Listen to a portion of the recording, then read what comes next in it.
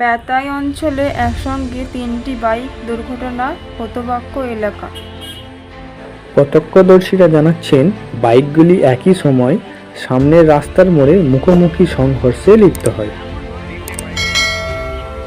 সেরকম কিছু ভয়াবহ কারণ নেই, কিন্তু বাইক চালকের গুরুতর আহত হয়।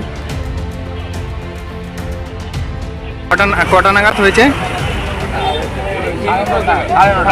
9:30 হয়েছিল কি এখানটায়? বসে আমরা গল্প করছি, একটা আচমকাটা আজ হলো, পেছন দিক থেকে দেখছি আমরা সব জড়া হয়ে গেছে। শুনলাম জল নিয়ে, দেখলাম একটা গাড়ি ভেঙে পুরো 100 হয়ে গেছে, মানে কয়েক সেকেন্ডের মধ্যে।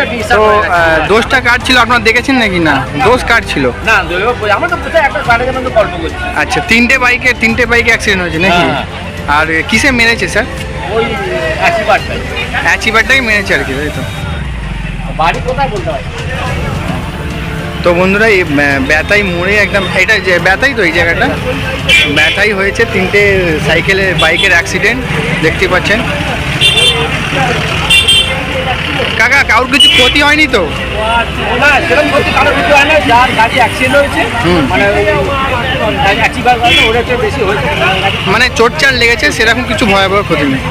ধন্যবাদ কাকা।